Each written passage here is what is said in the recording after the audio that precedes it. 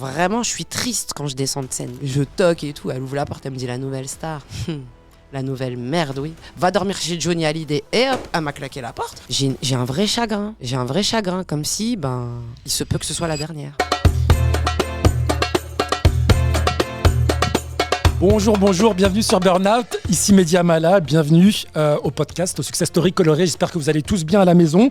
Je compte sur vous comme d'habitude pour vous abonner à la page Burnout sur votre plateforme d'écoute préférée, Spotify, Apple Podcasts, Deezer et maintenant YouTube.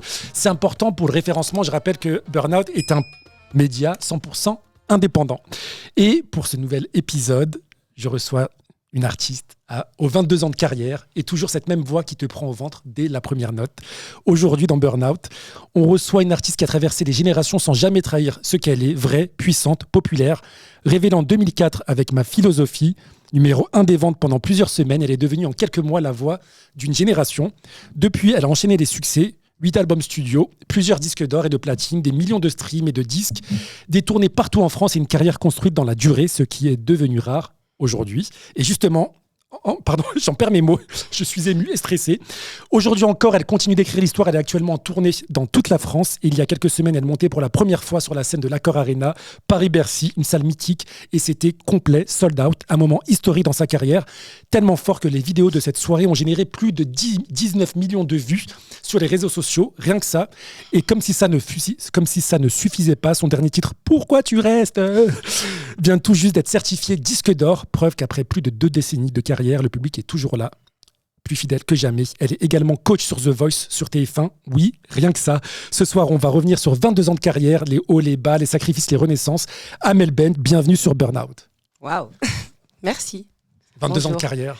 C'est vrai. Ça va être l'interview bilan. T'es en tournée actuellement. Oui. Tu t'es arrêté sur Burnout. Merci beaucoup parce que je sais que tu cours partout, la famille, les enfants, le jour férié. Ah ouais, Burnout, ça me va très bien. C'est le cas de le dire. Mais avant de commencer l'interview, j'ai une petite confidence à te faire. Tu sais, pendant ton concert, c'était pas la première fois qu'on se voyait. On s'est vu il y a 15 ans, peut-être. C'est pour un concert humanitaire pour Haïti. Oui. Et je me rappelle, moi je couvrais à l'époque, j'étais en radio et je couvrais l'événement, j'étais dans les coulisses, donc tu sais comment ça se passe, le show business, les stars, les célébrités, ils étaient tous là avec leurs coupes, en train de piquer assiettes, les petits fours et tout ça. Et à un moment, je tourne la tête et je vois quelqu'un qui est sur le côté de la scène, et tu sais, c'était un enchaînement d'artistes qui performaient sur le truc, sur la scène. C'était Ayam à ce moment-là qui performait. Et il y a une seule artiste tout seul dans le noir qui les regardait et qui bougeait la tête comme ça. Et tu vois, et moi je t'ai regardé de loin et je me suis dit, waouh, elle n'est pas comme les autres, c'est une vraie musicienne. Elle n'est pas là pour faire caca. Et ça m'avait marqué. Et j'ai pas osé venir te voir ou dire salut Amel et tout ça. Mais il y avait un truc comme ça qui sortait de l'ordinaire à ce moment-là. Voilà. Merci. Bah oui, j'aime la musique. Et puis comme j'ai pas été voir des concerts beaucoup avant de gagner ma vie en fait. Donc ouais. Pour moi dès le départ c'était une chance de voir des artistes performer, c'est pas quelque chose qui était habituel pour moi. Et c'est vrai que j'en avais rêvé et maintenant je peux voir plein d'artistes chanter, donc quand je peux j'essaye vraiment de pouvoir en profiter, et je me rappelle que c'est pas forcément donné à tout le monde, ouais. En vrai. Voir Ayam, t'imagines, j'y suis retournée après. Hein. C'est vrai. Les voir, ouais. Top. On a une première question pour toi qu'on pose systématiquement à tous mes invités. À quoi t'aspirais, Amel ? On a dû te la poser 1 milliard de fois cette question, mais quand tu avais 8-9 ans, est-ce que tu savais exactement ce que tu voulais faire ? En fait, j'avais une conviction, mais presque irrationnelle en fait, que j'allais changer ma vie. En fait, que j'allais changer mon quotidien, que j'allais changer le quotidien de ma mère, de ce qui se passait chez moi en fait. En fait, j'étais déterminée à ce que ma vie ne ressemble pas à ce que je vivais. Ouais. Ça, c'était la base. Et c'est pas tout de suite que j'ai réalisé que d'un côté, la musique pouvait être une option pour changer ma vie. C'est venu après. J'aimais chanter déjà, hein. Mais je me disais pas je veux être chanteuse. En fait, il faut se remettre dans le contexte de l'époque. Hein. C'était pas comme aujourd'hui où tu peux... où tu as conscience en fait, qu'il y a quand même plein de billets pour pouvoir...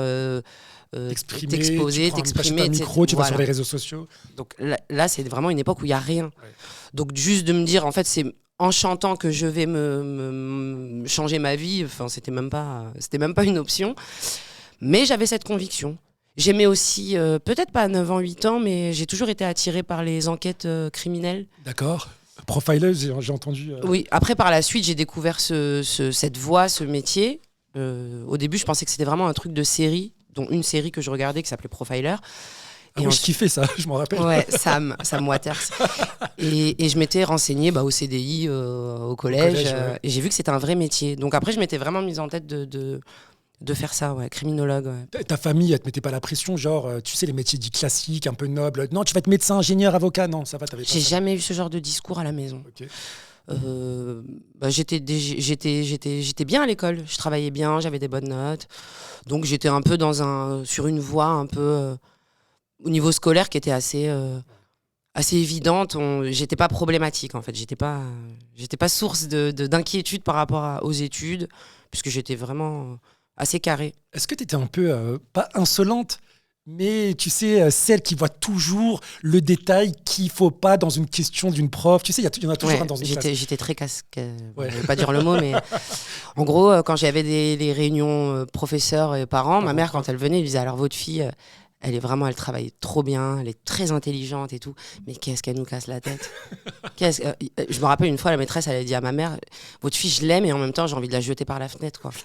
Je laissais un goût, tu vois, c'était partagé. C'est-à-dire qu'un comportement déjà un peu, j'étais curieuse, je parlais beaucoup. Ça n'a pas changé, ça, la curiosité. Ça, c'est un trait de caractère carrément. Et ça, c'est vrai que allez, maintenant, je comprends avec du recul, hein, quand tu as 20, 30 élèves devant toi, oui, tu n'as pas envie d'avoir quelqu'un qui remet tout en question tout le temps. Et ça prend du temps, ça prend de la place. De l'énergie. Ouais, aspirateur d'énergie. Mais bonne. Je travaillais bien, quoi. Okay. Donc, et puis surtout, j'aimais les gens. J'ai toujours aimé les gens, j'ai toujours aimé mes profs, j'ai toujours été respectueuse. Je suis contente de le dire, oui, mais j'ai été bien éduquée. T'es déjà retournée à la MJC ou dans un de tes collèges à la Courneuve? Ouais. Ça t'arrive, ouais, ça t'est arrivé? Déjà, je passe souvent. Okay. Je passe souvent à la Courneuve. J'aime bien montrer à mes enfants. Après, moi, c'est une grande tristesse. Et mes enfants, ils comprennent pas pourquoi, mais moi, tout a été détruit. Ah, ouais. Mes 2 premiers immeubles. Donc, l'immeuble où j'ai grandi de 0 à 3 ans, il a été détruit. L'immeuble où j'ai grandi de 3 à 8, 9 ans a été détruit. Mon école primaire a été détruite. Donc ça, c'est une vraie douleur de ne pas pouvoir retourner. Et en même temps, il y a quelque chose de positif là-dedans. C'est de me dire que les gamins de mon âge aujourd'hui, ils ont des infrastructures plus sympathiques. Ils vivent dans des immeubles qui sont plus salubres. Et... Des ascenseurs qui fonctionnent. Ouais, nous, notre ascenseur, franchement, il fonctionnait bien quand même. Il sentait pas toujours la rose, mais non, ça fonctionne. En tout cas, ça m'a pas traumatisé, quoi, l'ascenseur. Bon, on va passer directement à la nouvelle star.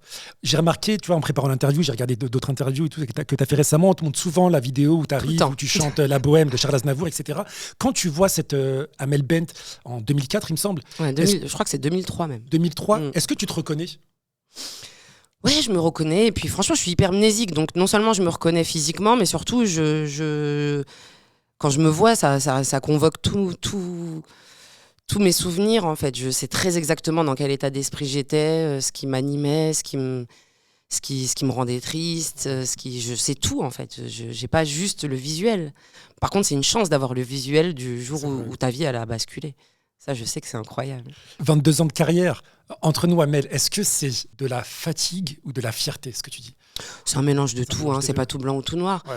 Il y a eu des moments hyper douloureux, des moments hyper difficiles, il y a des moments de doute, ils sont permanents en vérité. D'autant plus que, comme je suis curieux, je le suis aussi pour moi-même. Donc je me remets tout le temps en question, je me pose toujours plein de questions. Enfin, c'est jamais...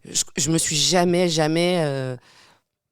reposé 2 secondes sur, entre guillemets, des lauriers qu'on peut vraiment décemment dire qu'à des moments j'ai eu. Voilà, tu vois, tu parles de certif, etc. Bien sûr que tu peux t'asseoir 2 minutes et te dire j'en mets, tu vois. Mais même ça, je me l'accorde pas. Mais je suis déjà parce que je suis une angoissée de la vie, parce que je suis anxieuse. C'est dans ce cadre-là que j'évolue depuis toujours. Donc en fait, il y a jamais de satisfaction. Il y a des moments de joie, il y a des moments d'allégresse. Bien sûr que quand tu m'appelles et tu me dis « Ouais, ça y est, le titre, il est rentré sur telle radio, on sait que c'est hyper important pour le destin de la chanson. » Bien sûr que j'ai des moments de grande excitation et d'adrénaline. Ça monte, mais franchement, ça redescend très, très vite. Moi, je suis vraiment... Bizarrement, je fais un métier de cigale, mais je suis une vraie fourmi. Okay. Je suis tout le temps dans le taf, en fait. Tout le temps. Je travaille tout le temps. Alors, pour la première fois... et monter sur la scène de Bercy, Accor Arena. J'ai bien aimé aussi la touche d'humour quand tu disais sur scène. Non, moi je dis Bercy alors que je dois dire Accor Arena, mais pour les anciens comme nous parisiens. Ils m'ont excusé. Tant mieux. Mais qu'est-ce qui s'est passé quand les lumières se sont éteintes ?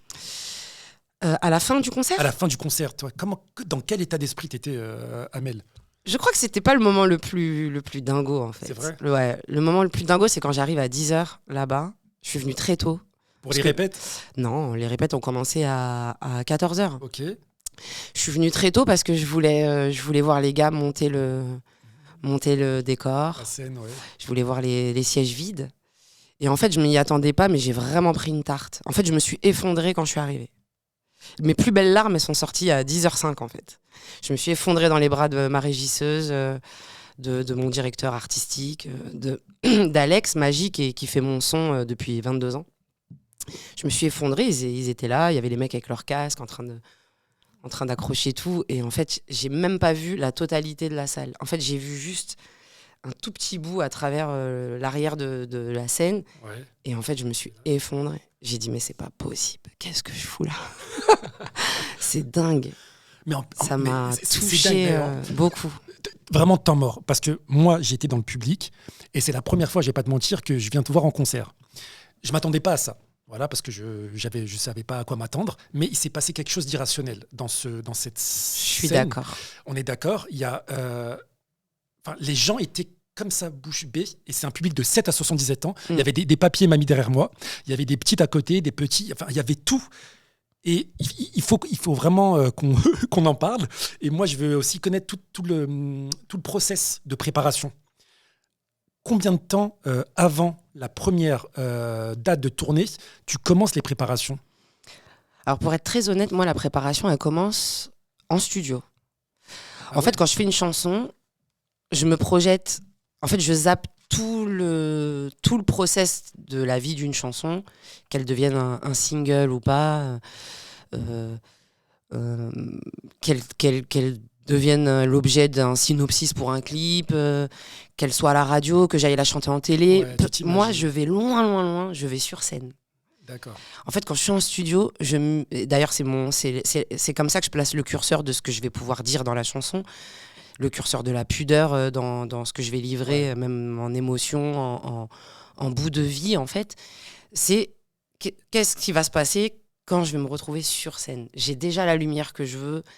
J'ai déjà, en fait, quand je suis en studio, je chante la chanson, je suis toute seule dans la cabine, tu vois. Et en fait, je sais déjà à quel moment, à quelle phrase, ma gorge, elle va se serrer, ce qui va me faire bizarre de délivrer au public, en fait. En fait, le concert, il est déjà dans ma tête quand j'écris une chanson. Parce que je sais à peu près ce que ça va générer chez moi en émotion, en énergie et le process, en fait, de comment ça va évoluer dans une salle de concert. En fait, moi, je chante pour le concert, en fait. Enfin, moi, je chante parce que mon image de la chanteuse, c'est sur scène. C'est pas autre chose. Tout le reste, j'ai appris... Aujourd'hui, je suis productrice, je suis éditrice, c'est un vrai travail, tu vois. J'ai une autre vision de mon business, entre guillemets, mais le nectar du truc, en fait, c'est quand je serai sur scène. Donc, après, de manière très pragmatique, quand on annonce l'ouverture d'une billetterie, bien sûr qu'il y a un compte à rebours. Il y a la constitution de l'équipe qui fera la lumière, qui sera sur scène avec moi. Est-ce qu'on change la formation? Moi, j'ai jamais vraiment changé. C'est basse, batterie, guitare, clavier. J'ai toujours besoin de chœur. Ça, c'est hyper important pour moi. Et bravo aux choristes. Les trois, là, je connais pas vos noms, mais vous avez assuré. Brice, Béné et Mélanie. Moi, le chœur, c'est vraiment quelque chose de central dans ma discographie. Parce que c'est aussi, dans mes disques, c'est rendre hommage à mes influences, à la musique que j'ai écoutée, qui m'a donné envie de chanter. Il y a toujours des arrangements de chœur. Donc ça, c'est quelque chose d'hyper important. Et puis après, moi, j'écris mon histoire toute seule à la maison. Comment tu choisis la setlist, par exemple? Comme une histoire. C'est vrai? D'abord, c'est quelle histoire j'ai envie de raconter sur cette tournée. Est-ce que je vais raconter la chronologie de ma vie en musique, comme une bande originale de la vie, donc dans le sens vraiment chronologique de mon histoire? J'ai parfois changé les axes. Sur cette tournée-là, ce que j'avais envie, c'était partir un peu de l'histoire de Minuit Une, c'est-à-dire cet album qui s'est fait vraiment... C'est un album nocturne, hein, D'où d'ailleurs, c'est une galère, en fait, parce que dès qu'on me demande de signer un autographe, il me faut vraiment... C'est le ça veut pas. Tous les deux, t'inquiète. Le Polska, tu sais, oui, qui brille, parce que tu peux pas écrire en noir sur noir, donc c'est toujours un peu galère. Mais c'est un album nocturne et je me suis dit, bon, même si c'est pas le concert du dernier album, même si je vais revisiter tout mon répertoire, cet album, il est trop important dans ma discographie pour pas qu'il devienne un peu le point de départ. Donc je me suis dit, si je faisais passer une nuit aux gens avec moi, dans ma tête, une nuit blanche, où... comme n'importe qui fait une nuit blanche, par anxiété, par excitation aussi de la vie. Qu'est-ce qui se passe dans ta tête, en fait ? Qu'est-ce qui est convoqué, en fait, quand tu dors pas, tu vois ? Donc, je me suis dit, les souvenirs d'enfance. Là, j'ai mis mes 8 albums, les uns après les autres, et je me suis dit, quelles chansons je vais aller chercher pour illustrer, en fait, ce qui peut se passer dans ma tête quand je dors pas ? J'ai demandé à Nico Lavella, mon directeur musical, qui est pianiste aussi, est-ce qu'il savait jouer Debussy, Clair de Lune ? Parce que je trouvais ça rigolo aussi d'introduire cette nuit avec une chanson un peu iconique, classique de la nuit. Et voilà, c'est parti de là. J'ai écrit, j'ai mis des chansons, j'en ai enlevé, et puis après je me les écoutais les unes après les autres. Et puis après on est vraiment rentré dans le taf à peu près 3 mois avant le début de la tournée. Mais attends, il y a un truc aussi qui m'a surpris, mais de ouf, c'est les arrangements. Ça, c'est le nerf de la guerre. Et surtout, tu n'es plus là, maman, ça monte, et puis ta voix en même temps et tout ça. Et tout le monde était comme ça. Les musiciens, franchement, bravo. Défonce, ouais. Et c'est beaucoup de temps de répète, tout ça ? Même pas. En vérité, c'est 1 semaine de répétition. Jour ouvré. Donc, c'est 5 jours, en vérité. Jour ouvré, sans jour férié. Il n'y a pas de jour férié. D'ailleurs, il y a eu un jour férié pendant les répètes. Jour ouvré. Et puis derrière, on fait 3 jours de résidence où on fait le show en entier. Donc, c'est pas beaucoup, en vérité, de répétition. Mais il y a un travail en amont qui est monstre. J'imagine. Le directeur musical, là, Nicolas Vella, avant lui, Khalil Mawen, c'est de la pré-prod. Donc, lui, il bosse chez lui, il bosse chez moi, on se voit, il se met au clavier, on cherche, tu vois. Ouais. Et puis après, les mecs, ils ont les partitions et puis on déroule. Mais moi, je suis en répète. Mes répétitions, c'est pas chanter mes chansons, moi, faire ma voix lead. C'est pas très important.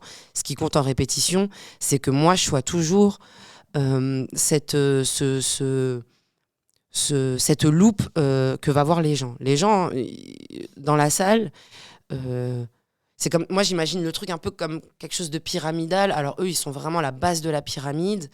Dans cette base de la pyramide il y a aussi la lumière, il y a aussi le décor, puis après tu as le groupe, les arrangements, et puis moi je suis un peu au sommet de la pyramide, et moi je suis un peu ce traducteur en fait. Je suis le sous-titre de tout. Tout doit être très lisible, tout doit être très franc. En fait les gens, moi mon public, je veux pas qu'ils viennent pour être là à décortiquer ce qui est en train de se passer. Ça doit être immédiat, ça doit être facile, ça doit être comme une chanson, comme un refrain qui vient, qui te percute. Donc, même l'intelligence de la musique, qui est vraiment à portée de main de tous les musiciens, du directeur musical, ça doit jamais être compliqué, en fait. Donc, après, moi, mon rôle en répète, c'est vraiment de faire le tri entre ce qui est, pour moi, de l'intelligence musicale, c'est-à-dire aller changer un accord tout à coup ou faire une mise en place, c'est un pin, mais ça ne doit jamais empêcher l'émotion qui est pour moi la base en fait d'aller aux gens. Donc moi je fais un peu le tri de tout ça, je dis ça c'est très beau, ça c'est magnifique, mais ça tu vois, je pense pas que ce soit quelque chose qui amène les gens quelque part. Donc je fais le tri de tout ça, de tout ce qui pour moi va me permettre de donner encore plus aux gens et de tout ce qui pour moi va être un frein pour l'immédiateté de l'émotion. Et puis après on déroule jusqu'à la première date. Et là la première date c'est le verdict. Ouais. Moi le soir de la première date, et je préviens tout le temps tout le monde en disant c'est inévitable, c'est comme ça, c'est pas parce qu'on n'est pas bon, c'est pas parce qu'on est nul. Il y aura des ajustements et c'est normal. C'est que c'est le public qui a le dernier mot. Ouais. Si ça marche pas pour les gens, ça marche pas. C'est eux qui décident. Pression quand même. Donc le soir à Lyon, en fait, Lyon, ça a été la seule fois où on a fait le show tel que moi je l'avais imaginé, projeté dans mon cerveau. Et on a changé tellement de choses. En fait, entre Lyon et Montpellier, ça a été la guerre pour eux. Ils ont bossé comme des dingos. Je leur ai fait changer plein de trucs. J'ai modifié la setlist, on a enlevé des choses.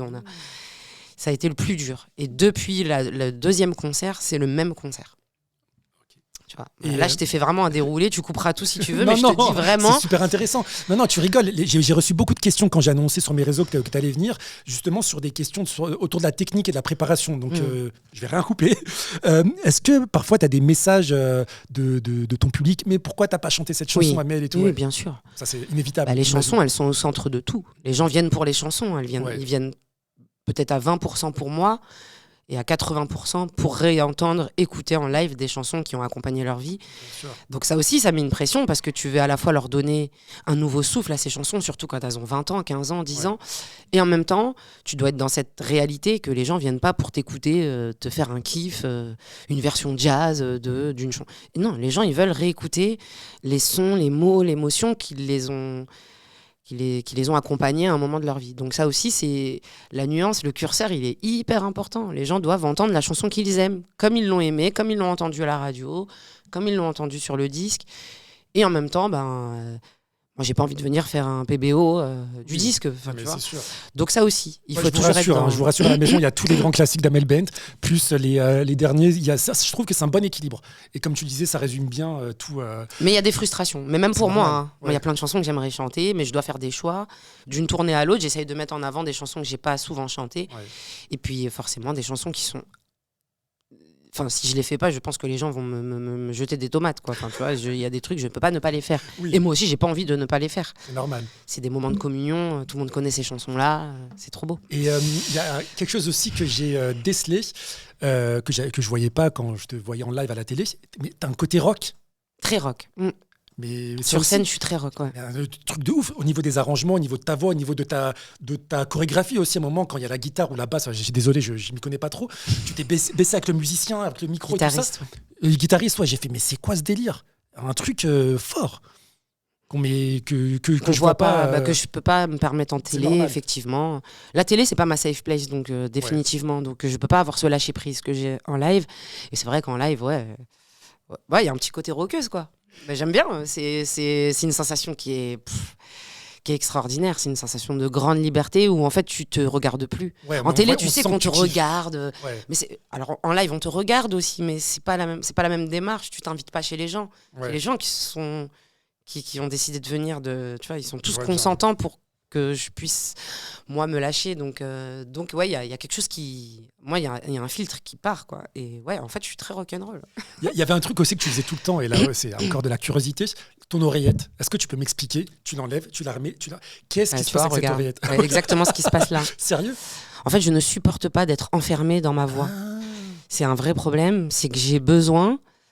Peut-être que c'est lié, peut-être que c'est complètement physiologique et que c'est l'oreille interne et que en fait ça me bouscule de pas être dans le son réel. D'accord. Et que mon corps, à un moment, c'est pas que ça me crée du vertige, mais ça me crée un inconfort d'être complètement dans mes deux oreilles, d'être enfermé dans un son. Parce que le son qu'il y a dans nos oreilles, là, au moment où on se parle, c'est un son qui passe dans des machines. Donc c'est pas le son naturel de quand tu parles. Et c'est Amel Bent qui dit ça. Moi, j'aimerais bien avoir ta voix qui passe toute la journée dans la tête. Ouais, mais c'est pas un son naturel. Et en fait, même moi, dans mon chant, j'ai besoin, et même les musiciens, j'ai besoin d'avoir mais même les gens, j'ai des micros, comme on dit, d'ambiance. Ouais, d'ambiance. Ouais. Mais tu vois, rien que ce mot, il est déjà, ça y est, je suis battue. C'est pas une ambiance que je veux. Je veux entendre un son véritable de la part de quelqu'un qui tout à coup lâche, je sais pas, je t'aime ou merci. Donc j'ai besoin d'avoir une oreille qui écoute le son naturel de ce qui se passe. Ça conditionne vraiment mes émotions. Et c'est pareil en studio, je mets qu'une oreille, donc c'est toujours galère parce que ça repisse, parce que l'ingé il est toujours en galère, il me dit tu veux pas mettre les deux et tout, donc je retourne le casque pour pas que ça repasse dans le micro. Mais j'ai besoin de m'entendre en vrai, j'ai besoin d'entendre la vraie vie, quoi. Enfin, The real life. C'est important. Donc parfois, de temps en temps, quand c'est vraiment des sons très graves, très doux, que je chante très en bas ou très doucement, je remets les deux, parce que du coup, j'arrive pas à bien m'entendre, il y a trop d'ambiance. Mais après, dès que je suis plus dans ce détail vocal, je retire le truc et là, envoyez-moi du lourd. Alors pour ce Bercy, il y avait aussi des invités. Ouais. Kyo, Kerry James, Vita, Attic, Ambre, la gagnante de la Star Youssef Academy. Watts. Exactement. Celui à la Darbuka, Mehdi Ryan, Clara Charlotte. Bref, c'était vraiment canon. Comment tu as choisi aussi ça? Ils ont dit oui directement? Oui, tout le monde a dit oui. C'était trop beau. Parce que j'avais des idées qui n'étaient pas forcément juste le duo. Par exemple, Kerry, c'était un couplet. C'était magnifique, ça. Ça n'existe pas dans la chanson. Ouais. Donc moi, je voulais vraiment refaire Pardonnez-moi, qui est une chanson que lui a écrite et composée sur mon premier album, donc à 22 ans. Et on a déjà fait des feats sur scène, mais des feats qui existent. Tu vois, Parti trop tôt, un titre que j'avais en duo avec lui sur mon album, des titres de ses disques à lui que j'avais posés. D'avoir Kerry qui vient avec un couplet inédit, je trouvais que c'était trop beau sur un morceau qu'il a écrit, mais il n'y avait pas de feat sur ce morceau. Et pourtant, s'il l'a écrit, c'est que c'est un thème qui lui parle et qui le touche. Donc j'avais envie d'avoir ce couplet-là inédit. Pareil pour Youssef et Clara. Je leur parle d'eux à 20 ans. En plus, eux, forcément, ils ont Diams aussi en tête, qui est franchement dans le cœur de tous les gens qui écrivent et qui rappent. Ça reste une personne qui est trop importante, en fait, dans... Et de se dire, ils m'ont dit vraiment, pour eux, c'était un honneur, en fait, de venir écrire un couplet sur un titre où Diams a écrit. Donc voilà, et Kyo, pareil, ils sont compositeurs et auteurs de la chanson Je reste. Et je les ai appelés pour leur dire, vous voulez pas rentrer avec les grattes et tout Ils n'ont pas changé, eux. Ah, mais c'était trop bien. Ouais. C'était trop bien qu'ils viennent faire ça, je trouve. Je trouve que c'est beau aussi de voir les artistes dans d'autres, de les sortir un peu de... Alors que Attic vienne faire un 2-3, c'est extraordinaire. C'était fou aussi. C'était fou, je suis trop contente. Mais d'avoir des artistes aussi qui viennent, mais qui sortent du cadre légal, en fait, de la chanson. La chanson, c'est pas un feat, et pourtant, tu vas les avoir en tant que musicien ou avec un couplet inédit. Je trouvais que c'était un beau cadeau pour la musique, en fait. Ça montre que c'est du spectacle vivant et que c'est pas forcément juste le disque qu'on vous fait, c'est aussi l'apport d'un humain qui aime la musique et qui aime écrire et qui aime composer. Et moi, je trouve que vraiment d'avoir des artistes avec un instrument tout à coup, alors qu'on les connaît chanteurs plus, voilà, c'était des belles images, c'était des belles valeurs aussi. Voilà. Et au-delà d'artistes, tu as invité pour la première fois des enfants sur scène. Alors au début, je te dis la vérité, moi on s'est dit c'est une figuration. Faut pas qu'elle fasse ça, elle les a préservés jusqu'à maintenant, après tu fais ce que tu veux évidemment. Mais il n'y avait pas un monde où on voyait leur tête. Idée de génie, personne a pu voir leur tête. Donc, la lumière s'est éteinte sur la scène. Comment ça s'est décidé tout ça, de les inviter sur scène? Ça s'est décidé, franchement, au départ de les premières dates où je vais prendre le tourbus. Il faut savoir que je pars la veille, je rentre toujours le lendemain de la dernière date. Donc sur 3 concerts, je pars 5 jours. Okay. J'ai un petit de 4 ans. Mes filles, ça y est, elles commencent à s'habituer un petit peu à ces départs et tout. Mon fils, la première tournée que je fais, il est vraiment nourrisson.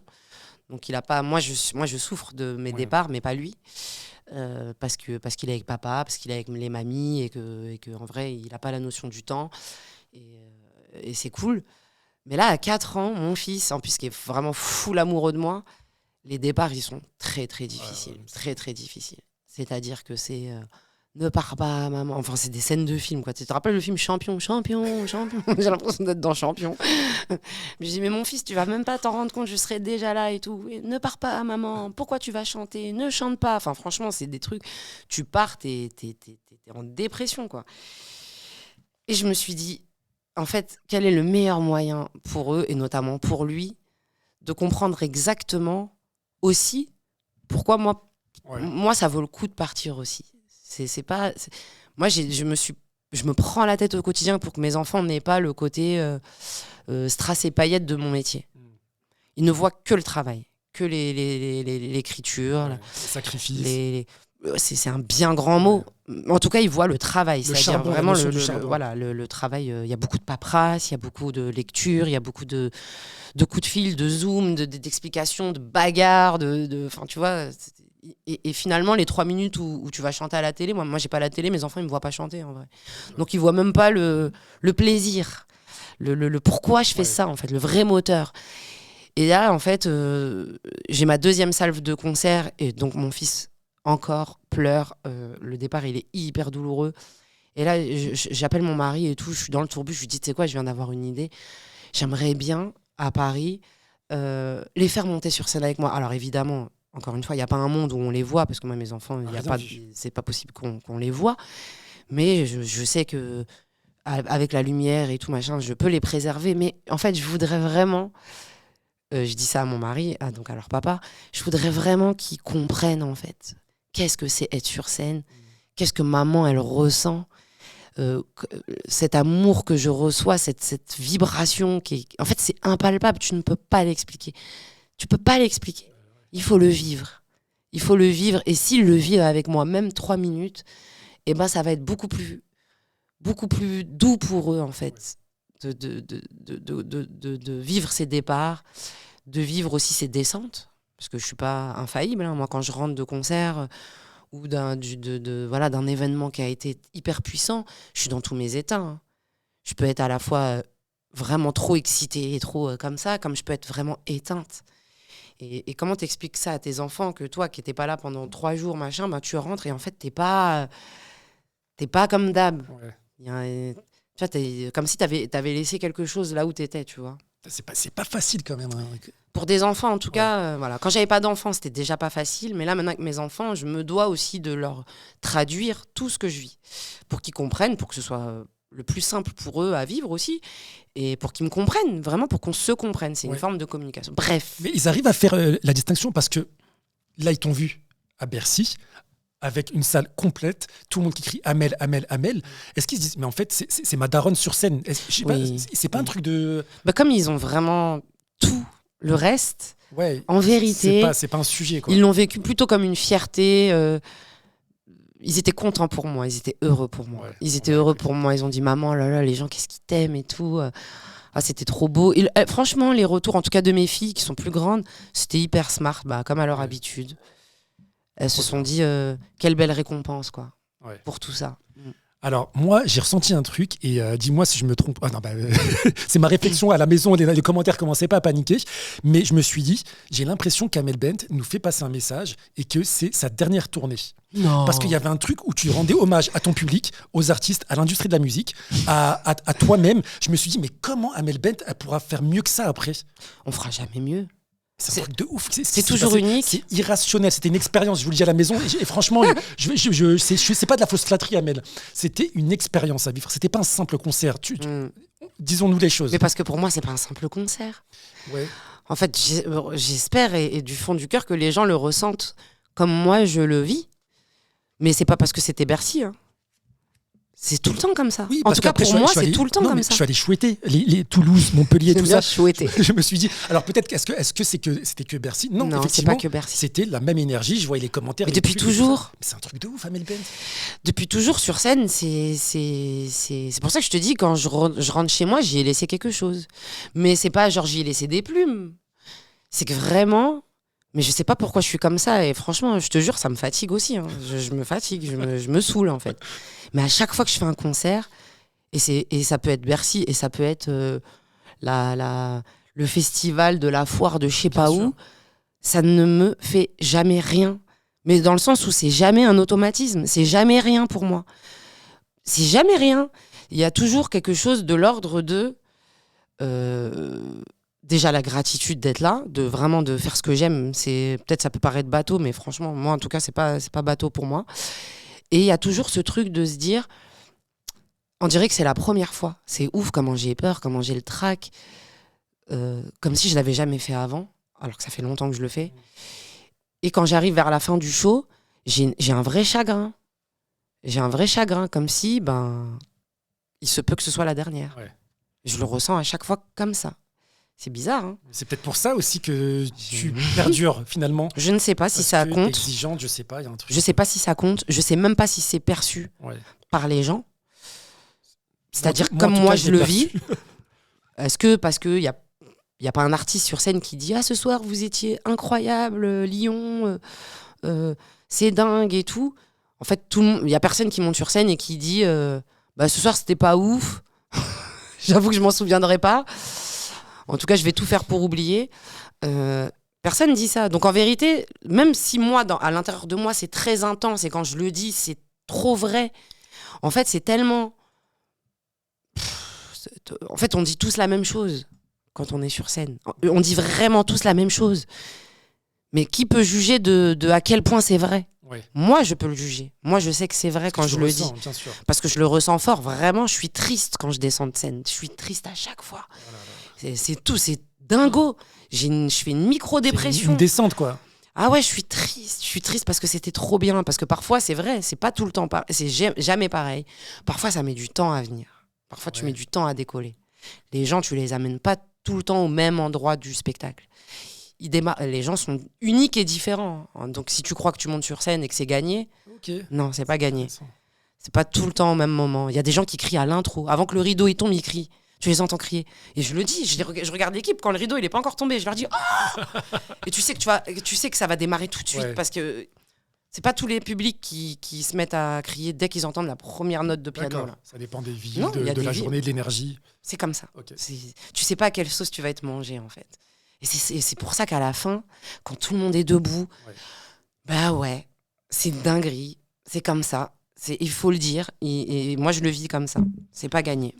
Alors, je voulais te parler de quelque chose que tu as réussi à faire et j'aimerais te partager ma réflexion. Quand j'étais dans le public à Bercy, comme je te le disais, je tournais la tête à droite, à gauche, devant, derrière, public de 7 à 77 ans, de toutes les origines. Oui. Et là, l'expression vraiment « la musique rassemble », j'ai compris. J'ai compris ce que les gens disent quand on exprime cette expression. Maintenant, il y a quelque chose que tu as réussi à faire, Amel Bent. Et si je te pose la question, et si je vais en parler, c'est parce qu'on me reproche souvent, mais pourquoi tu fais burn-out ? Qu'est-ce que tu dénonces ? Moi, je suis très fier d'être français, il n'y a aucun problème. Je ne fais jamais du France bashing, je fais juste... Il y a un angle, parfois un angle antiraciste sur burn-out. Et on m'a posé la question, qu'est-ce que tu attends ? En fait, j'attends juste qu'on nous voit comme... on est. Comme on est, exactement. Et toi, là, dans le concert, en fait, les gens viennent pour son talent, pour sa voix, pour kiffer. Au même titre que quand tu es assise sur The Voice, etc. On va pas te renvoyer sur les plateaux télé, la Courneuve, le truc, les origines et tout ça. Non, tu es là, tu défends ton talent, ta voix, etc. On demande juste ça. Amel Bent, comment tu as fait, en fait ? Je sais pas, est-ce que tu vois ce que je veux dire ? Je vois très bien ce que tu veux dire. Mais parce qu'en fait, oui, c'est un sujet. Je t'allume là mon compte Insta, tu vas voir que c'est un sujet, puisque tous les jours tu reçois un truc. Il n'y a pas un jour où tu ne reçois pas un truc qui te ramène à cette France aussi qui n'est pas la France, mais peut-être une partie des gens, je ne sais pas. Est-ce qu'ils existent ? Est-ce que je les ai jamais trop croisés en vrai ? En tout cas, ça existe, c'est un fait, ça existe pour des millions de gens qui galèrent dans le taf, dans leur scolarité. Je suis passée par là aussi, ça m'arrive encore de le sentir, bien sûr. Mais ça n'a jamais été pour moi une option de me vider de ma substance pour rendre tout ça plus safe, en fait, pour moi. C'est-à-dire qu'en fait, ma solution à moi, ma manière à moi d'essayer de rendre cette réalité plus douce, c'est de faire en sorte que ce ne soit pas un sujet. Ok. Voilà. C'est plus ça. J'efface rien de ce que je suis. Bah, t'as vu, maintenant tu m'as vu en concert. Tu vois bien. Oui, alors attention, à aucun moment tu te travestis à la Darbuka, des aides. Je parle de mes origines. J'en parle même pas en fait. En fait, je suis. Je suis. Voilà. Mais ce n'est pas un sujet pour moi. En fait, je suis comme une vinaigrette, tu vois, mais pas remuée. Il y a l'huile d'un côté, avec le vinaigre de l'autre. De temps en temps, peut-être je peux me secouer pour que tout ça apparaisse. Mais il y a l'huile et le vinaigre. C'est comme ça, en fait. Si tu arrêtes de me secouer, à un moment, on voit les deux. Ouais. Et pourtant, j'ai l'impression j'ai l'impression d'être une bonne vinaigrette, tu vois. Mais j'ai besoin des deux. Mais en fait, pour moi, c'est pas un sujet. En fait, pour moi, c'est pas un sujet parce que je peux pas faire autrement. Qu'est-ce qu'il faudrait que je fasse ? Je peux pas. Je suis. Et en vérité, c'est un sujet qui est spécial, hein, parce que même moi, en fait, c'est quelque chose qui me questionne. Bah, évidemment, dans ma curiosité. Dans ma curiosité de la vie, dans ma curiosité du monde, dans ma curiosité des autres, dans la curiosité de mon propre fonctionnement, puisque j'essaye de m'analyser beaucoup aussi. chaque fois, je me demande pourquoi ça devrait être un sujet, en fait. Mais on est en phase, en fait. Et quand vraiment ça l'est devenu. Enfin, tu vois, Oui. quand est-ce qu'on m'a forcé pourquoi on en parle, en fait, tu vois. Ouais. Voilà. À quel moment c'est devenu quelque chose de problématique, en fait. Enfin, tu vois. Oui, parce qu'en vrai, ces questions d'identité, ça saoule. La vérité, en fait. Mais moi, j'ai jamais eu ça avant. Ça saoule. Mais quand j'étais jeune, en fait, voilà, sais. déjà, enfin, tu vois, nous, on est d'une génération Ouais. où on était un peu un entre-deux, tu vois. Il y a Bien eu. sûr. Mais moi, un peu la génération sacrifiée, entre guillemets. Sacrifiée et en même temps, ça, c'était pas un sujet. Ouais, enfin, pas, moi, ça n'était pas un non, sujet. Moi, jamais, je suis en 85. Mais on est de la même génération. Sujet. Jamais j'ai eu ces sujets, moi. C'était le vrai sujet pour moi, et en tout cas pour les gens de ma génération. Attends, je vais pas parler pour ma génération. En tout cas, moi, je parle de moi, Amel, dans mon quartier et tout. Notre seul sujet, c'est on voulait pas être pauvre. Oui. La seule condition qui était problématique pour nous, c'était la pauvreté. C'était pas d'être maghrébin, c'était pas d'être. C'était l'injustice, c'était d'être pauvre, en fait. Voilà. Et c'est plus tard que je me suis dit, mais en fait, là, est-ce que je cumule d'autres problématiques, tu vois ? Et oui, je me suis rendu compte que je cumulais aussi d'autres problématiques, d'être pauvre, d'être enfant d'immigrés et d'être banlieusarde, de la Courneuve des 4000 en plus. La totale, laisse tomber. Et d'être grosse.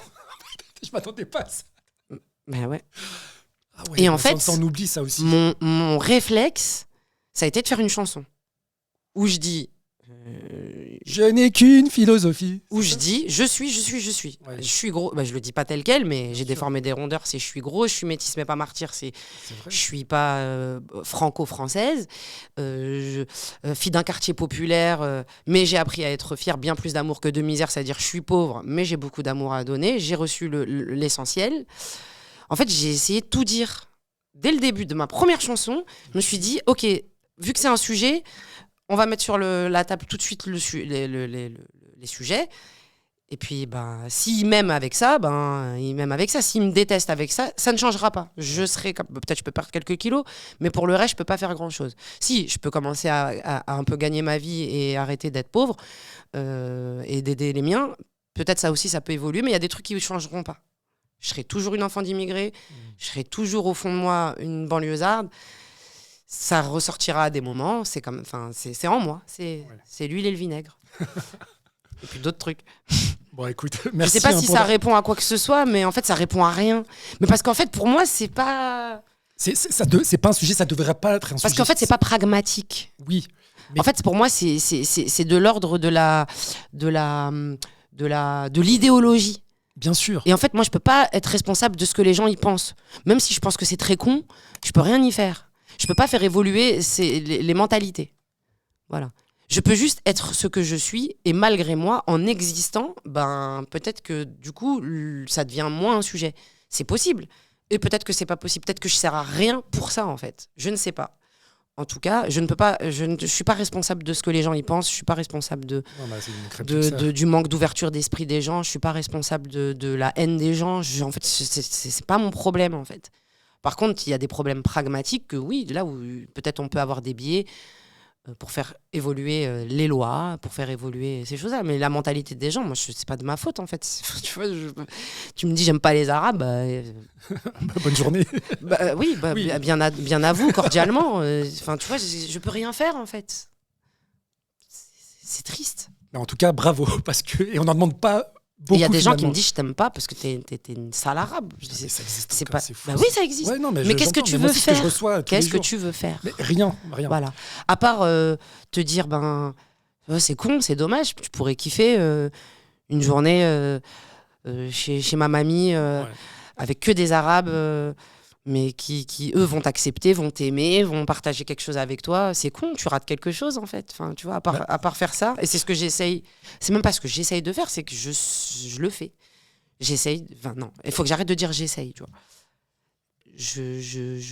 J'invite les gens par la musique, par à un voyage qui les amène ailleurs. Mais vraiment, mission accomplie. C'est une bonne transition. Tu viens d'évoquer ta mamie. Si. Tu viens d'évoquer. Ça m'énerve, on donne l'heure en fait. Mais bref, vas-y, c'est pas grave. Mais vraiment, t'es un exemple. On peut en parler pendant des heures. Mais je sais, mais c'est pas construit. En fait, c'est pas construit dans ma tête parce que c'est irrationnel. C'est ça. Mais je trouve que t'es quand même un exemple de réussite par rapport à ça. T'as réussi à prouver que t'es une femme française. Avant tout, tu as un talent, que tu es là pour défendre ton talent. Je sais pas si je me suis bien exprimé. Et c'est moi. Mais si t'as vu comment c'est dur de trouver des mots ? C'est très dur. Parce que j'ai pas prouvé que je suis une femme française. Je suis une femme française. Oui. J'ai pas de preuve. J'ai rien à prouver. En fait, on demande rien. On demande pas la lune. On veut juste exister, kiffer, taffer. On existe. C'est ça. On existe. Quand au quotidien, bon, vas-y. Mais on existe. On existe. En fait, on peut pas se construire que tout le temps dans cette adversité, dans cette. Parce que soit tu deviens haineux, comme les gens qui te donnent leur haine, là, et ça, on n'a pas envie d'être des haineux, ou soit on devient des espèces de versions plus de nous qui dérangent pas trop, parce que faut qu'on nous aime. Donc en fait, l'un dans l'autre, on peut pas se construire en fonction de ça, en fait. C'est pas possible, c'est pas acceptable. On doit se définir par plein d'autres choses, mais pas pour ça. C'est pas possible. T'as déjà pensé à faire des conférences ? Pourquoi faire ? Pour facturer 10 000 € les 45 minutes ? Non, si je te dis ça, je trouve que t'es très éloquente. Je l'avais remarqué sur The Voice, je l'ai remarqué à Bercy quand tu racontais ton histoire, l'insomnie, etc. Et je me suis dit, waouh, elle en conférence, tu vois, pour coacher, je sais pas, des musiciens, des chanteurs, tout ça, ça t'a jamais traversé l'esprit de faire des conférences dans toute la France, un peu ? Non. Okay, j'ai pas de sujet assez construit pour pouvoir les. Je peux parler de moi et par le prisme de ce que moi je connais et ce que je traverse, mais je pourrais pas me permettre de guider les gens en fait. Okay. Moi-même, je suis du père. Hein. Non, mais je veux dire, tous les jours, je cherche. Ouais. Tu vois ? Tous les jours, je me questionne, je cherche. J'ai pas de réponse en fait. J'ai plein de questions, mais j'ai pas de réponse. Sans transition, j'avais la transition tout à l'heure, mais là, sans transition, on va parler de ta chanson Mima. Oui. Et de la personne à qui tu as dédicacé ton dernier album, Mami Aïcha, c'est ça. C'était très touchant. T'as fait monter sur scène ta famille, tes tatas. Ils sont pas tous venus. Hein. Ils sont pas tous venus. Il y avait ta maman, je crois, sur scène, ouais, peut-être ton cousin, etc. Il y avait mon cousin. Mais là, tu sais, je me suis rendu compte de quoi ? Qu'en fait, ils te considèrent vraiment comme Amel, tu vois. Et c'est pas la chanteuse. Ils te calculaient pas, ils dansaient tous, ils regardaient la scène et tout. J'étais mort de rire. À un moment, tu leur tends le micro, ils te calculent pas. Ils s'en foutaient. Même ma tante, à un moment, elle m'a regardé en plein live et tout. Elle me dit on doit faire quoi maintenant ? Ça, c'était un beau moment. Et vous avez entendu quand elle a dit ça ? Non, ça, j'ai pas entendu ça. Elle m'a dit et qu'est-ce qu'on doit faire ? Je dis faut partir. Ah, d'accord. C'était qui le grand tatoué ? Ton cousin ? C'est ma moitié, c'est mon cousin. C'est ton cousin ? Mon frère de lait. Ça, c'était trop drôle. C'est sa mère qui m'a dit qu'est-ce qu'on doit faire. À un moment, il filme, je sais pas, sa fille ou une cousine. Oui, il filmait sa fille et son fils. Et toi, tu lui dis non, mais tu fais quoi là ? Mais j'avais l'impression que vous étiez dans votre cuisine. Tout le monde était mort de rire. J'ai une famille vraiment. Mais c'est un bel hommage, du coup. C'est ça, c'est nous. On est comme ça, on est une famille comme plein de familles. On est bancal, quoi. Mais on est bancal avec que de l'amour. On s'aime. On va dire qu'on s'aime à l'algérienne et on se réconcilie à la française. Ouais. C'est un bon équilibre. Ouais, on est vraiment un prototype. Ouais. Rien d'exceptionnel. Juste nous. C'est un beau souvenir. Un mélange. Et moi, c'était hyper important et je l'ai dit sur scène. J'ai dit, en fait, je peux pas faire ce concert, vous dire que mes chansons, c'est ma vie, avoir envie de partager cette fameuse nuit blanche avec vous. En fait, si vous... En fait, faut que en fait, si vous les voyez pas eux, vous comprendrez jamais. En fait, tu vois ce que je veux dire. Et on a tout compris. Et c'est ça qui était beau, en fait, c'est que c'était nature, c'était peinture. Ma famille, ils sont nature peinture. Ils ont des personnalités extraordinaires.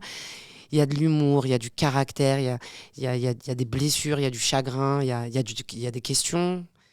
Parfois, il y a des réponses. Et moi, j'aime trop ma famille. Et je l'ai dit aussi sur scène, et c'était hyper important. J'ai dit, avant de vouloir rendre fière la France, moi, c'est vous que je veux rendre fière. C'était hyper émouvant pour moi de leur dire. Évidemment, là, on ressent les origines un peu des aides. C'est des trucs qu'on ne se dit absolument pas. La pudeur. Par pudeur, par orgueil. J'ai pas envie. Je veux pas que tu crois trop que je t'aime. Hein. Tranquille aussi, tu vois. Il y a il y a cet orgueil et tout. Mais on n'a vraiment pas besoin de se dire qu'on s'aime plus que ça, parce que c'est d'une évidence, c'est clair comme de l'eau de roche. Déjà, pour supporter, il faut s'aimer un tas. Ouais. Mais c'était important pour moi de le dire devant témoins, parce que c'est ce qui m'a guidée même dans toute ma... Moi, j'ai des envies parfois de... Moi, parfois, j'ai envie d'être Thaïland. Hein. Moi, quand je la vois faire le truc avec l'eau et tout, je m'imagine. Hein. 40 ans, pas 40 ans, 3 enfants, pas 3 enfants, j'ai des envies artistiques, j'ai des envies de visuel, j'ai des envies de... Tu vas dire, le lien, il est raccourci, il est bizarre, mais il est hyper important.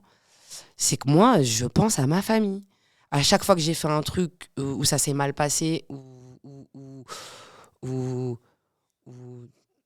tu vois, j'ai pas été à la hauteur de... où j'ai fait des mauvais choix, j'ai pas pensé à moi, je pense pas à ma carrière, je pense pas à mon compte en banque, je pense à ma famille, qu'est-ce qu'ils vont dire, ma famille.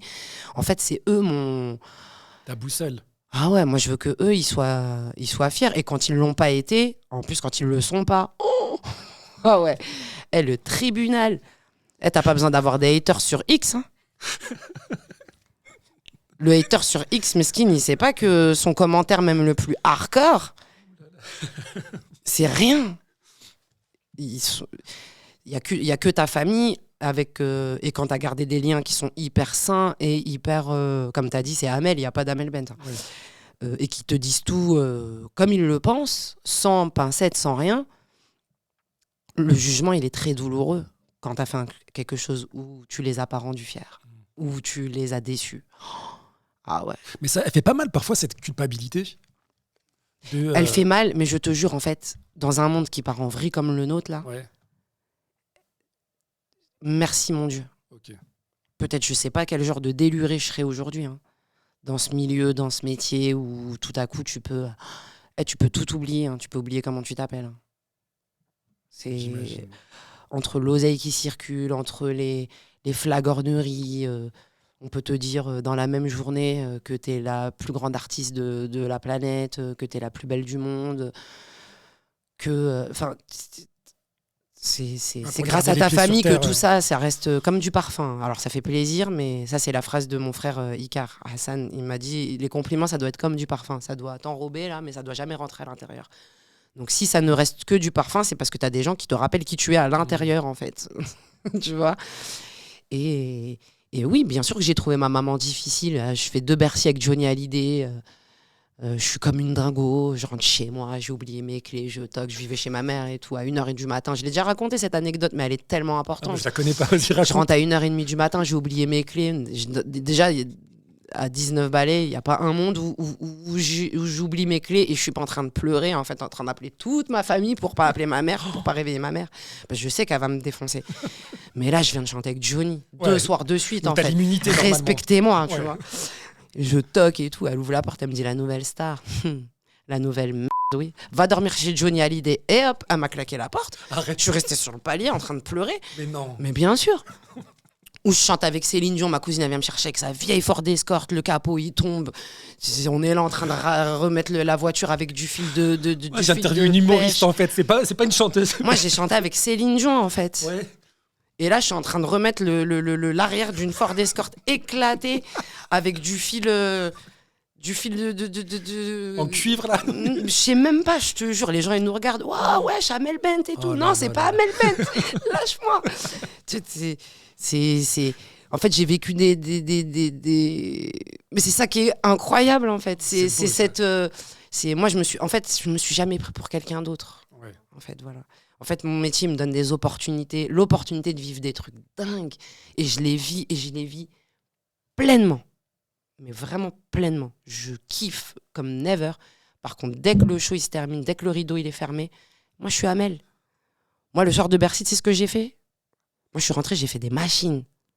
jusqu'à 6h du matin. T'as mis une story où tu tapais l'aspirateur. J'étais mort de rire le lendemain d'un concert. Voilà. En fait, c'est ça. Mais j'aimerais bien. Après, j'aime pas trop montrer ma vie et tout. Je suis pas trop dans le truc. Je trouve que c'est pas mon rôle. Et puis moi, tous les idoles que j'ai eus, j'ai jamais vu. Je savais même pas comment ils vivaient, quelle voiture ils avaient, quelle maison. Donc, c'est vrai que je suis un peu dans ce modèle-là de dire il faut pas trop montrer tout non plus parce que. Après, sinon, on va regarder tes chansons par le prisme de toute ta vie. Tu vois, de ton quotidien et pas de ton art. Voilà. Donc, j'aime pas trop. Mais quand même, il y a des trucs où parfois je suis là, je rigole, je dis ah ouais, les gens, s'ils savaient. Et je te jure, je rentre de Bercy, je suis avec ma petite valise, tout le monde dort. J'ouvre ma valise, je commence à ranger mon maquillage. J'ai mes rajouts, je range mes cheveux. Je dis, tout mon charisme, il est dans le tiroir maintenant. Ça y est, il n'y a plus de ni Bercy, ni rien du tout. Et après, je vais la machine, je vois qu'il y a j'avais fait tourner une machine avant, le matin. Donc, il faut que je la mette à sécher. Je me dis, bon, allez, il y a une machine qui traîne encore. J'avais mon petit bac de linge noir. Donc, je fais une petite machine de noir. Tac, il est 5h du matin. Ça. Après, j'en ai profité, j'ai préparé les bols, les déjeuners de mes enfants pour le matin, parce que c'est pas moi qui allais les amener, parce que j'avais dit à mon mari, je vais dormir le lendemain de Bercy. Normal. Et donc, tu vois, j'étais une daronne, une femme de maison. Je suis une femme d'intérieur, moi j'aime bien faire mon ménage, j'ai tout le temps les mains dans la javel, donc je suis partagée en train d'avoir des ongles de star et des cuticules de ménagère de moins de 50 ans. Mais... Il te vient d'où cet humour ? Parce que même sur scène, hein, tu lances des petites blagues et tout, même sur The Voice, c'est quoi ? C'est un mécanisme de défense, c'est mal psy. Non, mais c'est un mécanisme de défense. Je ne sais pas, mais peut-être que c'est un mécanisme justement pour ne jamais trop décoller. Parce que t'es très drôle. Mais en vrai. Pas spécialement. Bah si, arrête. C'est juste qu'en fait, quand il met Gad Elmaleh, figurez-vous, sur Bercy. Franchement, celle-là, elle était très marrante. Tout le monde était mort de rire. Même le papy derrière moi, je pensais qu'il allait claquer. Il n'arrivait pas, il n'en pouvait plus tellement c'était drôle. Que de dire à des gens qui fait ça à Bercy. Alors figurez-vous. Et là, dans ma tête, je me vois. Ça c'était très drôle. Allez, vous êtes tous figurés. En fait, c'est spontané. C'est pas de l'humour, c'est que de temps en temps, et encore plus sur scène, vraiment, j'ai plus de filtre. Ça veut dire que toutes les connexions neurologiques, tout sort. Bah, ça s'est vu, ça s'est entendu. Et j'essaye parfois de parler, t'as vu, j'ai envie de dire deux choses en même temps. Après, tu te dis non, reviens sur scène. Mais je le dis. Oui. Parce que je veux pas que les gens y voient un malaise. Je veux que les gens y voient une folie. Ouais. C'est mon cerveau, c'est comme ça. De temps en temps, ça fait ça et ça en même temps. Et je dis là, va falloir choisir ce que tu veux raconter, meuf. Ouais. Parce que c'est pas les mêmes mots. C'est pas... C'est deux histoires différentes que tu veux raconter en même temps, il y a un problème. Donc j'essaie juste de parler comme... Enfin, je parle normal, j'essaie d'être juste... En fait, je suis qui je suis. C'est ça que je disais aussi plusieurs fois dans le show. On est ce qu'on est. C'est comme ça. Il y a un décalage, non, je suis désolé. Tu te rends pas compte, toi. En fait, tu fais un Bercy, tu es sur The Voice, tu as 22 ans de carrière. C'est pas aussi simple pour nous, personnes du public lambda, de voir autant de simplicité. Et tant mieux. Parce que, Amel, que tu l'acceptes ou pas, t'es une queen, t'es une diva. Ce que j'ai vu, encore une fois, je le redirai 1 milliard de fois, t'as un truc de star, tu vois. T'as fait un truc dans ta robe, le truc et tout. Et pourtant, c'était très simple la déco. La scène très très simple, de sophistiqué, de raffiné, de noble et tout ça. T'es là, tac, posture. Et en même temps, il y a une simplicité chez toi. C'est pour ça que notre algorithme, il bug. Non, mais je te jure, moi, j'ai bienvenue dans ma tête. Mais c'est un truc de ouf. Mais moi, je suis un algorithme. Moi, j'ai dit, je suis une anomalie. Ben, je crois. Mais une belle anomalie. Parce que c'est ouf. En fait, je suis trop... Je pense pas être simple. Mais je comprends le simple dans le sens dans lequel tu dis. Je suis compliqué. Mais par contre, j'ai des mœurs simples. C'est vrai que j'ai des mœurs simples. Alors que tu pourrais faire la star et tout. Mais pourquoi ? En fait, pour qui ? C'est ça ma question. Vraiment, je te jure. En fait, moi, j'ai de la peine. On est tellement formaté aussi. J'ai de la peine pour les gens qui doivent faire semblant au quotidien. Ouais. Ils peuvent pas. Je sais pas. Il y a plein de trucs qu'ils vont pas faire de peur qu'on dise mais lui, il est tombé. Ah ouais, lui, il est fini. Ah ouais, non, mais elle, ça y est, elle a plus de carrière. Théma. Moi, tu peux. Moi, je m'en fous. En fait, je m'en fiche.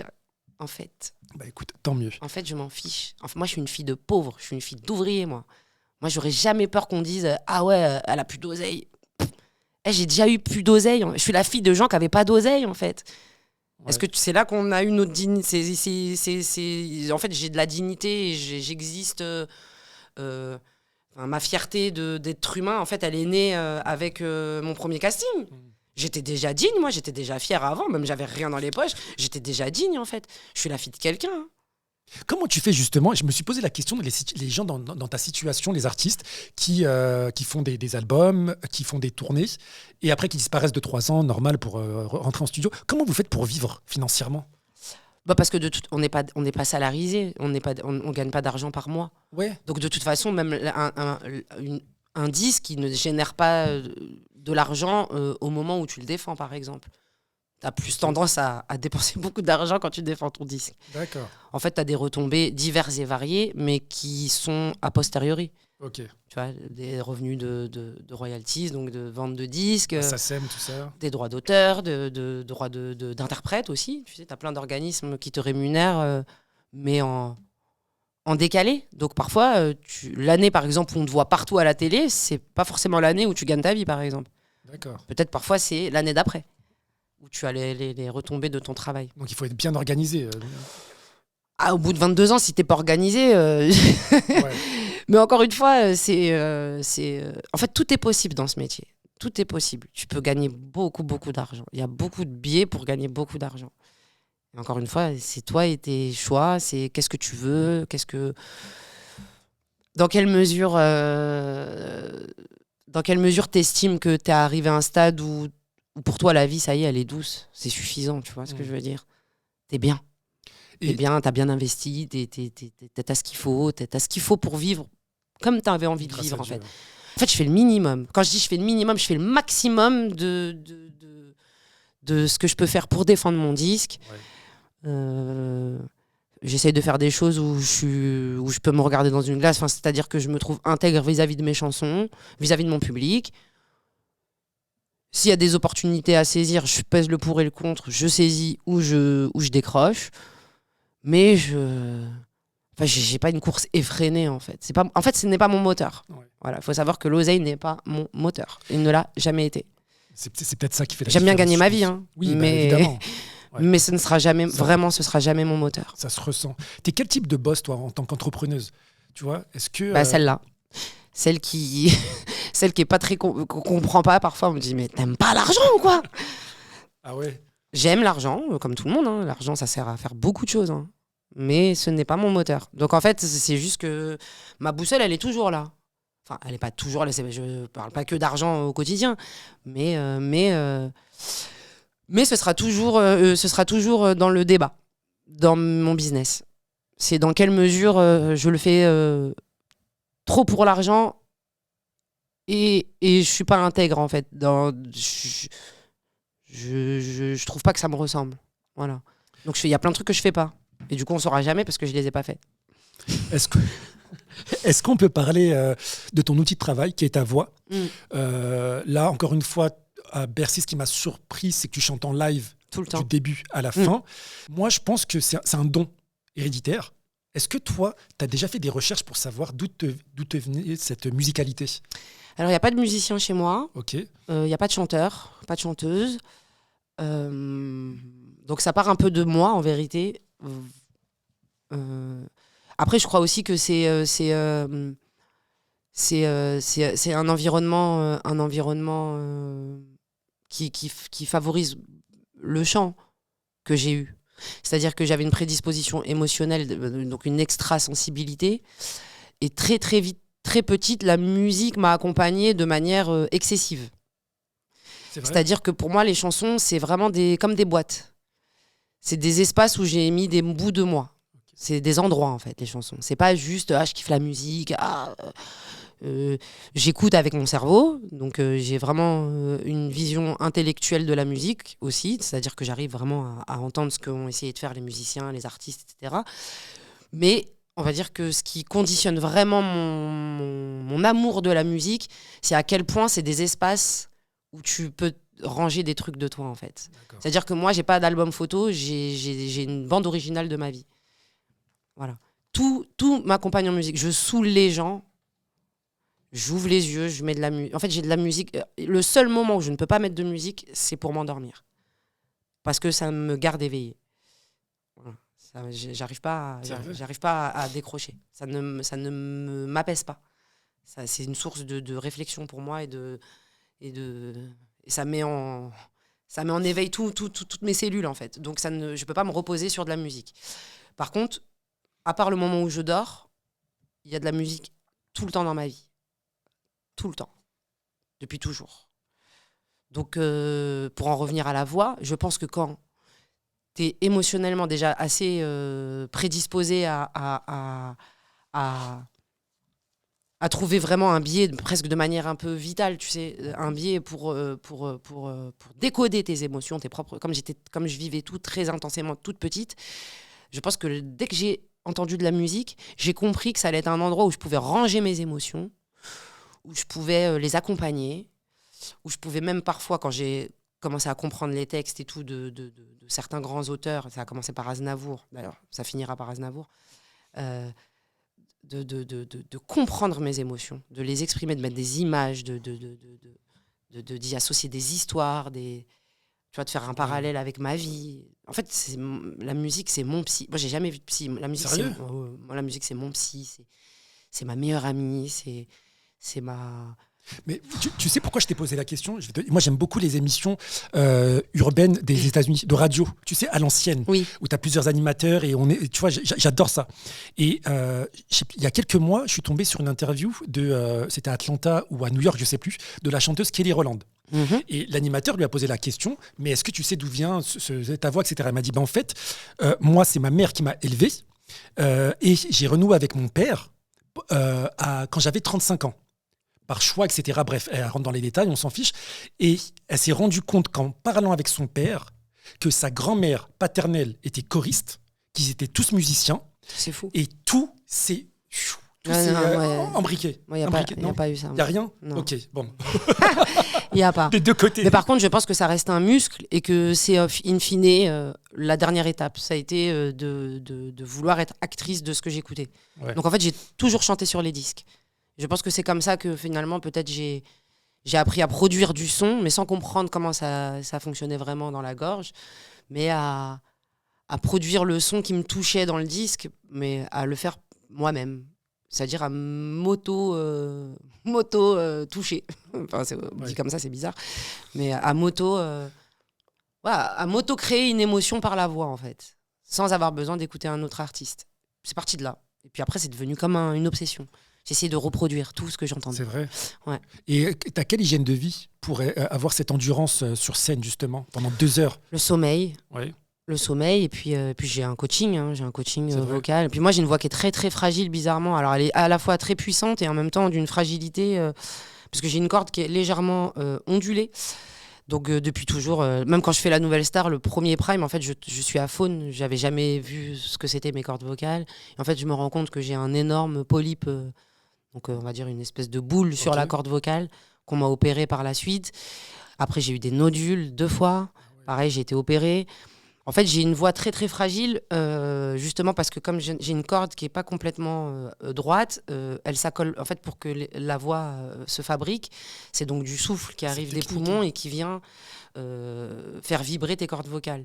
Et là où elles se touchent, ça fabrique des notes. Mais quand tes cordes, elles sont pas complètement droites, donc si tu as un petit espace, tu as toujours de l'air. Donc moi, j'ai une voix qui a beaucoup d'air. Et le problème de cet air, c'est qu'il est fatigant pour les cordes vocales. C'est-à-dire que c'est des fuites d'air, en vérité, qui font que pour que ta voix, elle s'accole vraiment bien, tu es toujours obligé d'exercer une pression un peu supplémentaire pour qu'elle se ferme bien.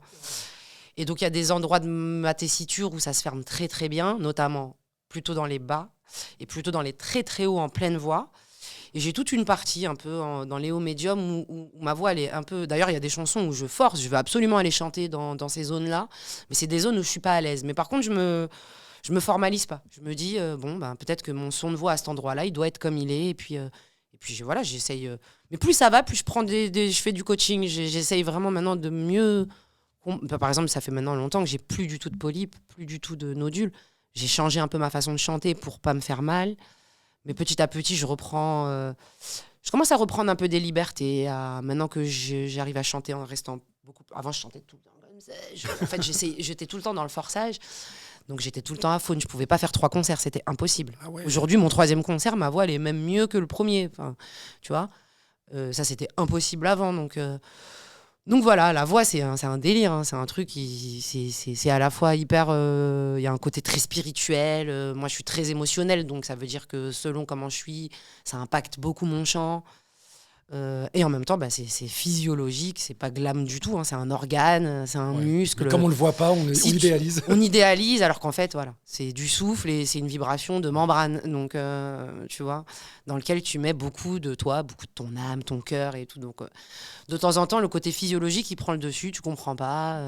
Tu vas chez le médecin, tu dis docteur, je comprends pas, ça veut pas. Il va te dire mais regardez, vous avez un ganglion, en fait vous avez un écoulement nasal mais par l'arrière, donc tu dis mais putain mais c'est pas possible. Donc le chanteur et surtout la chanteuse, parce qu'il y a toute cette histoire aussi de cycles hormonaux, ta voix elle change tout le temps. Moi j'ai été très impactée par les grossesses, moi après ma deuxième fille, je savais plus comment chanter. Tout a bougé, mon diaphragme il voulait plus redescendre. T'as pas flippé de perdre ton outil? C'est pas que j'ai flippé, c'est que j'ai fait une dépression. Je comprenais plus. En fait, je n'arrivais plus. C'était plus. Ça fonctionnait plus comme avant. Donc c'est là tu te dis je vais peut-être prendre un cours de chant une fois dans ma vie, 12 ans après, tu sais. Et en fait, tu réapprends. En fait, t'es tout le temps en train d'apprendre et en même temps, t'es tout le temps en train de construire, déconstruire. Ça bouge tout le temps. On va dire, c'est l'outil le plus extraordinaire de ma vie et en même temps, c'est celui qui me cause le plus d'angoisse. Et j'ai une hygiène de vie qui est imparable. Je ne sors pas, je vois personne, je dors 10 heures par nuit, enfin, quand je peux. Donc voilà, j'ai une hygiène de vie de maman. Je sors plus. Avant, quand j'avais 20 ans, putain, je sortais jeudi, vendredi, samedi, dimanche, lundi, au Queen. À l'ancienne. Au Queen, Ladies Night, j'étais là. Et le lendemain, je pouvais aller chanter comme si de rien n'était, sauf que je me faisais mal. Parce que je forçais tout le temps, même sur la fatigue. Aujourd'hui, j'ai plus du tout, ni envie d'ailleurs, ni besoin d'avoir cette vie de petite nana jeune qui sort, qui s'éclate et tout. Et heureusement, parce que je pense que je tiendrai pas la route. Vraiment, je suis tellement fragile. Amel, on arrive à la dernière partie de notre échange. Qu'est-ce que je jacte? Non, j'adore. Ça pas, il y a 7 heures le podcast. Je vais tout garder. Qu'est-ce qui va se passer après ta tournée? Est-ce que tu as déjà commencé à enregistrer? Est-ce que tu as déjà la thématique de ton... Sérieux? Non, j'ai pas la thématique de mon prochain album. Par contre, je fais tout le temps des séances studio. Alors aussi, puisqu'on parlait de voix, la voix, elle est jamais aussi bien que quand tu es en tournée. Donc moi, en fait, à chaque fois que je fais une tournée, je me dis tout le temps, mais quel dommage de pas pouvoir enregistrer là maintenant. Parce que vocalement, vraiment, quand tu es en tournée, c'est un muscle. Donc c'est comme si tu étais en plein championnat. Donc tu joues bien. Tu vois, c'est fluide. Il y a de la vélocité, tu gagnes des notes parce que tu chantes tout le temps. Et puis moi, dans la vraie vie, en dehors des tournées, en vrai, je chante pas des masses. Parce qu'une fois que tu as enregistré ton disque, allez quoi, tu as 10 émissions de télé dans l'année, tu chantes pas beaucoup jusqu'à ta tournée. Et donc, quand tu es en tournée, voilà. Donc, la dernière tournée du Vivant Tour, donc de l'album d'avant, je m'étais dit, je sors de scène, je vais enregistrer. J'ai fait 2 séances studio, j'ai perdu ma mamie, paix à son âme, tu vois. Donc, en fait, j'ai pas enregistré. J'ai enregistré un an après son décès. Et là, sur cette tournée, j'ai dit là, si Dieu veut, il y a personne qui va. Sans rigoler. Mais non, mais c'est bon. Ça suffit. J'ai plus de force, s'il vous plaît. Je m'en remets. Non, déjà, je m'en remets pas, mais c'est dur. Donc voilà, si Dieu veut, là, du coup, je fais entre les dates. D'accord. Tu vois, j'ai les The Voice en même temps, j'ai de la promo aussi. Je lis des scénarios. Ah oui, Psartek, ma frère. T'as monté les marches de Cannes et tout, j'ai vu. C'était dingue. Et les critiques, elles étaient très bonnes. Hein. C'était bien, ouais. J'ai regardé un peu en préparant l'interview. Je voulais, comme on a dépassé le temps, j'avais une fiche sur le cinéma, mais tiens, on va en parler 2 secondes. Tu lis des scénarios? Oui, j'ai même fait des essais là. Sérieux? J'ai pas eu la réponse. J'aimerais trop. On croise les doigts. Ouais.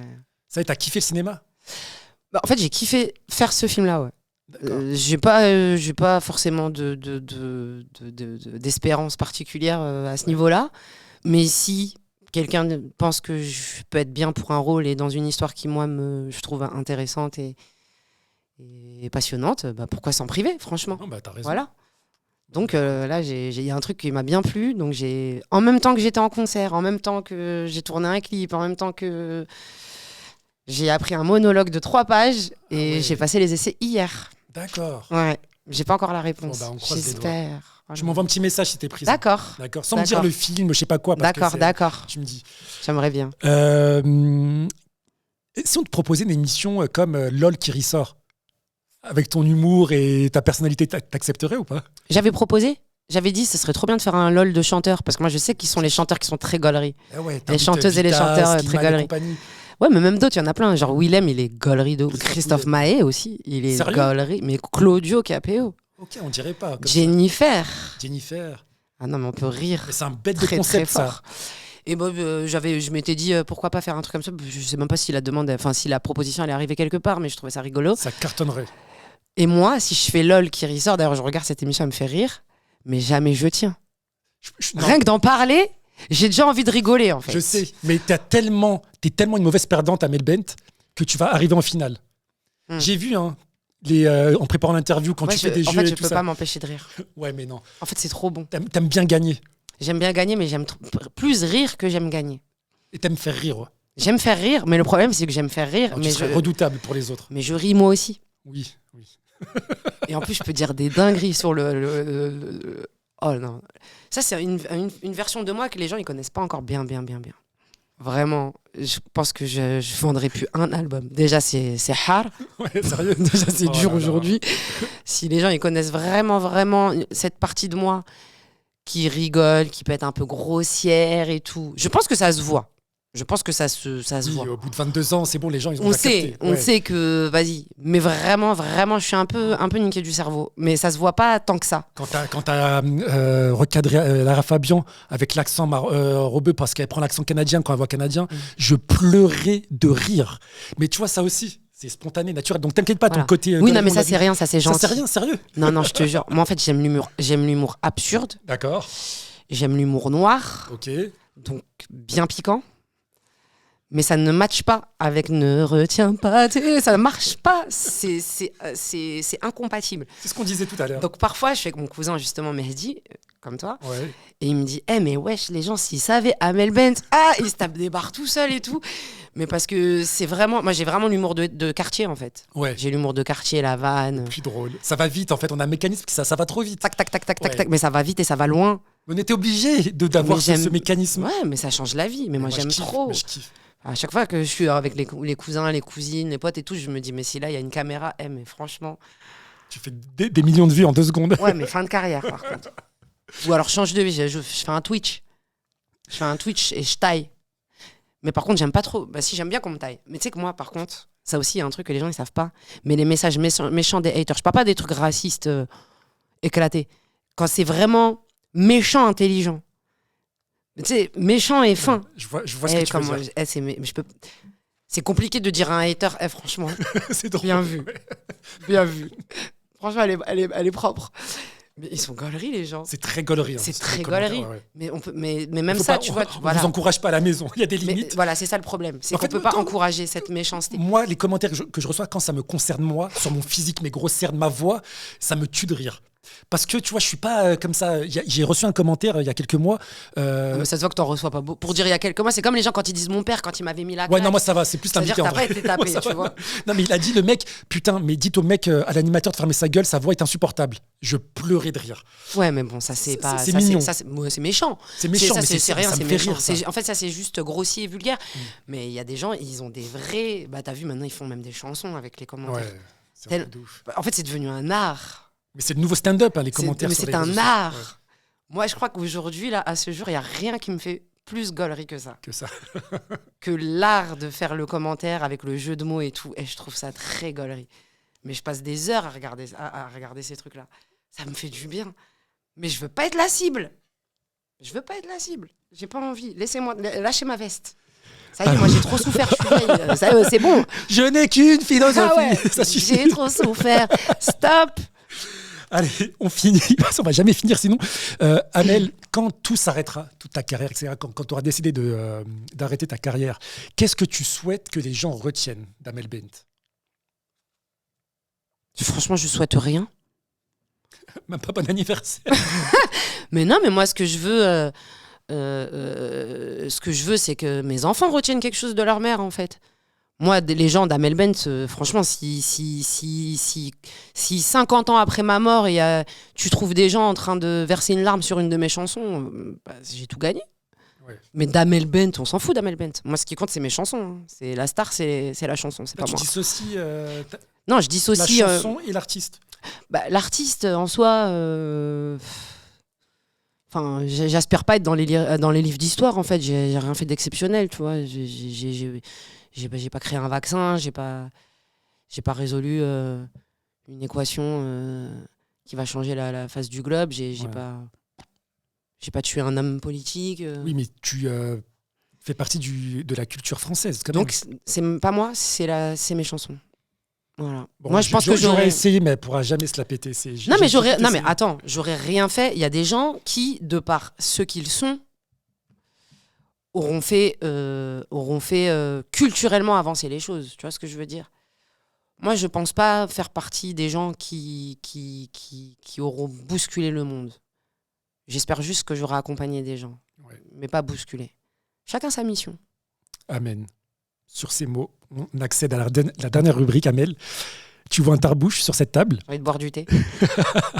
On t'en proposera un après. Mais tu sais, quand j'annonce à chaque fois le nom de l'invité sur mes réseaux sociaux, je reçois plein de questions. Et parfois, il y a des questions un peu en décalé. Donc là, j'ai mis en dessous du tarbouche la question d'un auditeur ou d'une auditrice, je ne sais plus. Tu as le choix, soit de lever le tarbouche, mais tu es obligé de lire la question et y répondre, soit de laisser le tarbouche baisser à jamais. Qu'est-ce qu'on fait? Bah, j'ouvre. Allez, go. Mais qu'est-ce que tu fais? Je vais pas lâcher l'affaire. Vas-y, Amel. Amel, quelle chanson à toi serait la meilleure bande-son pour une fuite en trottinette? Bah, qu'est-ce que j'ai... Où je vais? Qu'est-ce que j'ai fait? Où je vais? Ça se voit, elle est pas mal la question, en vrai. Mais oui. Attends, laisse-moi réfléchir. Réfléchis. Figurez-vous. Non, mais une fuite en trottinette. Allez, figurez. Tout le monde dit figurez. Mais si, c'est ça. Qu'est-ce que j'ai fait? Où je vais? Je vois trop. Non, trop bien. Mais la question, c'est qui... Tu fuis quoi? Je sais pas, braquage ou... Un braquage en trotte. Ceci dit, là, il y a eu un truc. Bon, bref, moi, je veux pas parler d'actualité. On va parler après. Amel Bent, merci beaucoup. Merci beaucoup d'avoir répondu à toutes mes questions. C'était hyper intéressant. C'est vrai, t'as kiffé ton premier burn-out? Ouais, j'ai bien aimé parce que c'est rare qu'on passe autant de temps à passer surtout sur vraiment les dessous. Oui, c'est important. De la jet set, tu vois. C'est ça qui est important. Très important. Parce que la jet set, c'est...